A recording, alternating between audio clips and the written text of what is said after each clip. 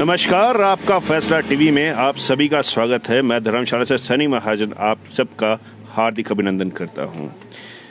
आज आह्वान था भारत बंद का, कैसा रहा आज हिमाचल में, कैसा रहा भारत बंद का असर आपका फैसला टीवी के माध्यम से देख ही चुके होंगे।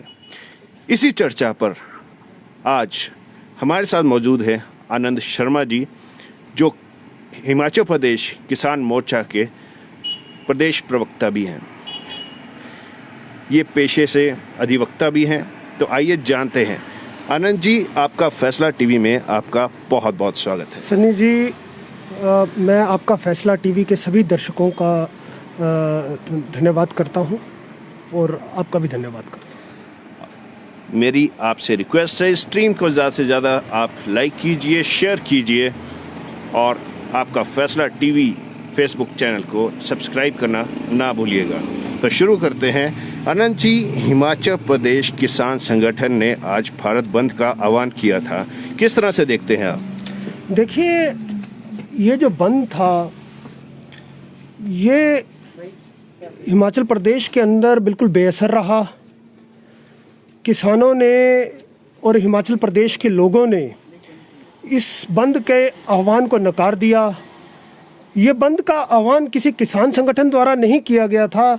ये बंद का आह्वान हिमाचल प्रदेश में कांग्रेस पार्टी द्वारा किया गया था, लेकिन ये बंद बिल्कुल बेअसर रहा और सभी लोगों ने अपना अपना काम किया। और इस तरह से सभी लोगों ने ये बताया है कि इन कानूनों के पक्ष में हिमाचल प्रदेश की जनता है। जो ये कानून किसान व कृषि के हित के लिए ये जो कानून नरेंद्र मोदी सरकार ने बनाए हैं, तो हिमाचल प्रदेश के लोग, हिमाचल प्रदेश के किसान, हिमाचल प्रदेश के बागवान, हिमाचल प्रदेश की आम जनता नरेंद्र मोदी जी के साथ खड़ी है। और कांग्रेस पार्टी जो हर एक मुद्दे पर नकारात्मक राजनीति कर रही है, चाहे वो देखा है जब धारा 370 मोदी जी ने हटाई तो कांग्रेस पार्टी ने नकारात्मक राजनीति करी। उससे पहले जेएनयू में जब भारत विरोधी नारे लगाए गए और भारत विरोधी नारे लगाने वालों के खिलाफ जब मोदी सरकार ने कार्रवाई करनी चाहिए और कार्रवाई की, तो उनके साथ जिन लोगों ने भारत विरोधी नारे लगाए थे उनके साथ कांग्रेस पार्टी जाकर खड़ी हो गई। उसी तरह से पिछले दिनों जब सीएए जैसा कदम मोदी जी ने उठाया, केंद्र सरकार ने उठाया, तो कांग्रेस पार्टी देश हित को न सोचते हुए विरोध की राजनीति, नकारात्मक राजनीति का जो उनका रवैया बन गया है, उसके साथ सीए के विरोध में कूद पड़ी। उसी तरह से न किसानों का न देश का हित कांग्रेस पार्टी देखती है। कांग्रेस पार्टी को अपनी राजनीति करनी है। उस कारण से ये बंद का आह्वान आज कांग्रेस पार्टी ने हिमाचल प्रदेश के अंदर किया था, जो कि बंद बिल्कुल पूरी तरह से हिमाचल प्रदेश में फ्लॉप हुआ है। कांग्रेस की बात की आपने। कांग्रेस में एक चीज़ हमने यहाँ पे जो नोटिस की है, वो ज़िला कांगड़ा में तो कुछ खास प्रदर्शन कांग्रेस का नहीं रहा। और अगर हम पूरे हिमाचल की बात करें तो काफ़ी मुख्यालय पे ये जो कांग्रेस है, तो इसका जो प्रदर्शन है काफ़ी कमज़ोर रहा। इस बारे में कैसे देखते हैं आप? देखिए, कांग्रेस पार्टी ने अपना प्रयास तो किया था। आपने देखना, प्रेस स्टेटमेंट्स भी उन्होंने दी थी। उनके नेताओं ने ये प्रेस स्टेटमेंट्स दी थी कि हिमाचल प्रदेश को बंद करने का आह्वान किया था उन्होंने, लेकिन हिमाचल प्रदेश की जनता ने उनको नकार दिया, उनके इस आह्वान को नकार दिया। और पूरी तरह से अपने काम में हिमाचल प्रदेश की जनता लगी रही। इससे पता चलता है कि कांग्रेस पार्टी का कितना अस्तित्व आज की डेट में हिमाचल प्रदेश के अंदर रह गया है। और दूसरी बात इससे ये पता चलती है कि जो लोग हैं, जो हिमाचल प्रदेश की जनता है, वो माननीय नरेंद्र मोदी जी द्वारा ये जो साहसी कदम उठाया गया है उसके साथ खड़ी है। अगर हम बात करें इस बिल की, तो क्या इस बिल में ऐसा क्या है जो किसान इसके विरुद्ध उतर रहे हैं और अकाली दल ने भी अपने हाथ पैर पीछे खींच लिए हैं? क्या है इस बिल में कि जो किसान इतनी संख्या में सड़कों पर उतर आए हैं? देखिए, ये जो बिल है, ये 3 कानून है बेसिकली। ये 3 कानून इस तरह से है कि ये जो भारत का किसान है उसको आज़ादी देने वाले कानून इसको मानते हैं। पहले किसान अपनी फसल जो जब उगाता था तो उसको मंडी में जाकर उसे बेचनी होती थी, और मंडी में कुछ एक लोग होते थे जो कि रजिस्टर्ड होते थे। वो ही उन लोगों के बीच में कंपटीशन होता था, वही लोग किसान की फसल खरीद पाते थे। अब किसान कहीं भी अपनी फसल को, पूरे देश के अंदर कहीं भी अपनी फसल को अपने खेत से लेकर पूरे देश के किसी भी भाग में किसान अपनी फसल को बेच सकता है। इसके साथ ही साथ किसान को आज़ादी है। दूसरी तरफ जो मंडियों के बीच में कुछ बिचौलिए काम करते थे, बेसिकली इनसिक्योरिटी उनको हो रही है। इसमें किसान को तो बिल्कुल आज़ादी है, किसान का बिल्कुल फ़ायदा है। बेसिकली इनसिक्योरिटी उनको हो रही है, और मैं तो ये कहता हूँ कि उनको भी इनसिक्योर होने की ज़रूरत नहीं है, क्योंकि इसमें पूरी आज़ादी है। पहले उनको मंडी में ही जाना होता था, अब वो कहीं पर भी जाकर किसान के साथ जो है वो डील कर सकते हैं। लेकिन दूसरी बात, ये अफवाह कुछ विपक्षी दल उड़ा रहे हैं कि जी मंडी बंद हो जाएगी, जो मिनिमम सपोर्ट प्राइस दिया जाता था वो बंद हो जाएगा। प्रधानमंत्री मोदी ने संसद के अंदर कहा है ना मंडी बंद होगी और एमएसपी भी जारी रहेगी, बल्कि 2.5 गुना एमएसपी मोदी सरकार ने पिछले 7 वर्षों के अंदर जितनी एमएसपी थी उसके 2.5 गुना की है। तो मोदी सरकार ने तो एमएसपी बढ़ाई है, और किसानों के हित में जो कार्य मोदी सरकार ने किए हैं पिछले 70 वर्षों में, मैं कहूँगा जब जब बीजेपी की सरकार आई है तब किसानों के लिए किसान क्रेडिट कार्ड शुरू किया माननीय वाजपेयी जी ने। अभी किसानों के खातों में 6-6 हज़ार रुपये, मैं आपको बताऊं, कई बार ऐसी खबरें आती थी साउथ से, महाराष्ट्र से, कि किसान ने आत्महत्या कर ली।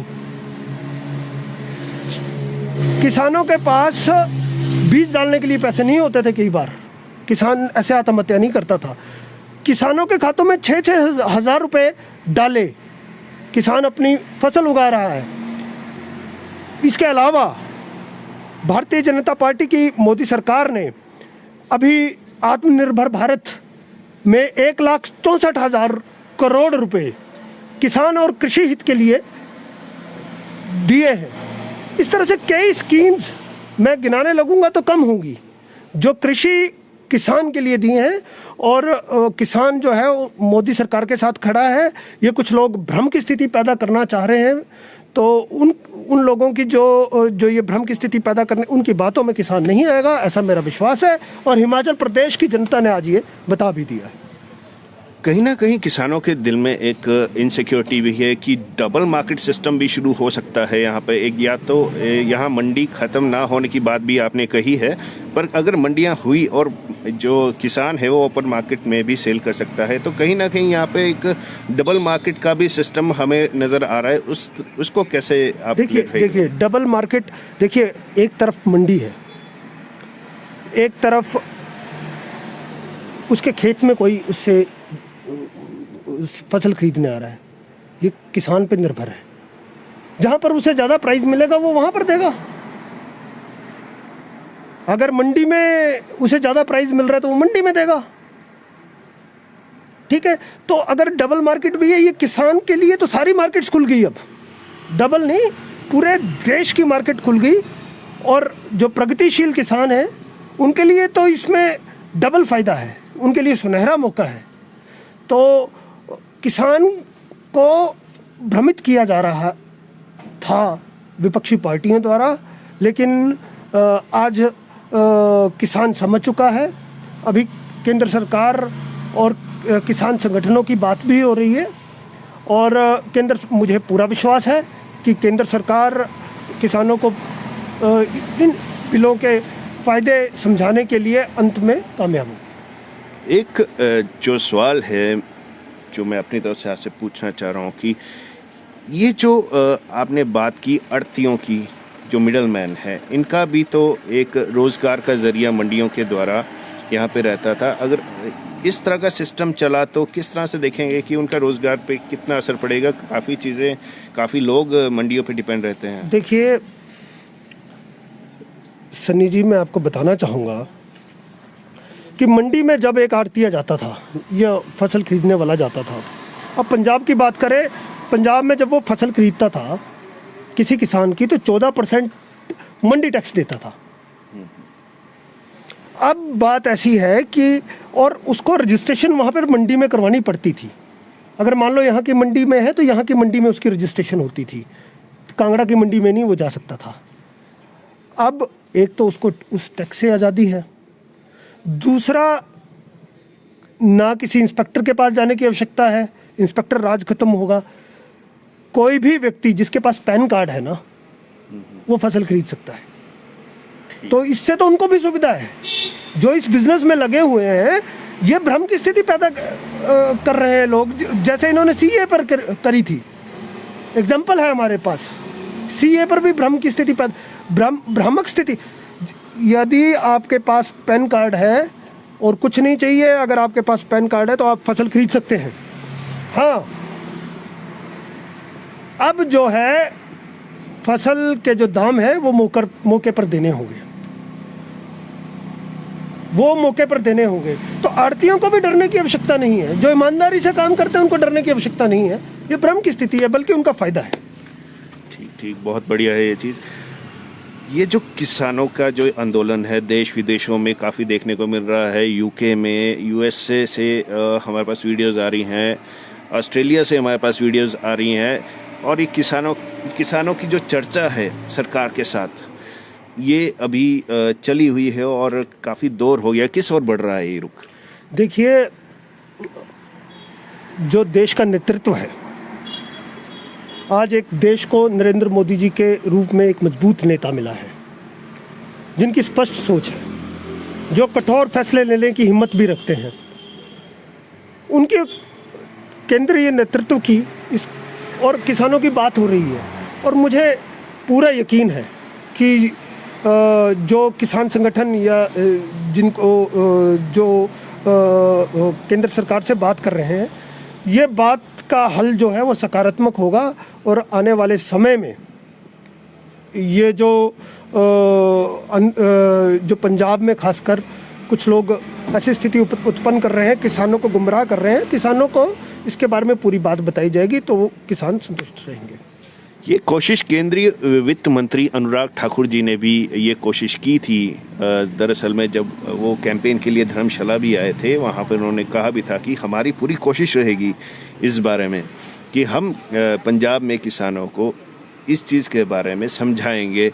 पर कहीं ना कहीं हमें लगता है कि वो कोशिश उनकी नाकाम रही। क्या आप सोचते हैं इसके पीछे क्या रहा हो? देखिए, कुछ लोग ऐसे इन्वॉल्व, जैसे हम मीडिया के माध्यम से ही देख रहे हैं कि कुछ लोग तो उस आंदोलन में ये भी बोल रहे हैं कि इंदिरा चकती ऐसी ये कर देना, वो कर देना।